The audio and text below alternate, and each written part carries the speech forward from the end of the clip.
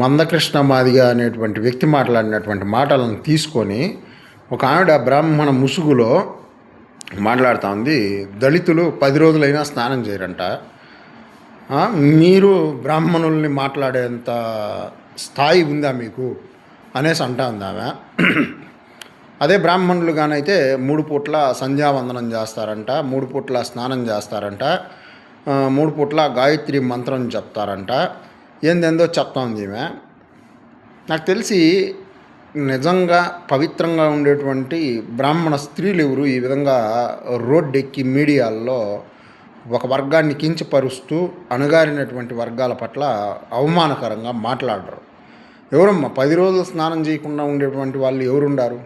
భూమి మీద ఎవరైనా మనుషులు ఉండారా? వాళ్ళు ఏదైనా మతి స్థిమితం లేకుండా ఉండి ఇట్లా ఉండేవాళ్ళు అయితే ఉండారేమో, కానీ బుద్ధి తెచ్చుకొని ఇంకన్నా మాట్లాడండి. కనీసం కొంచెమైనా మానవత్వం లేనటువంటి మనుషులు వీళ్ళు. ఇట్లాంటి వాళ్ళకి బుద్ధి చెప్పాలి.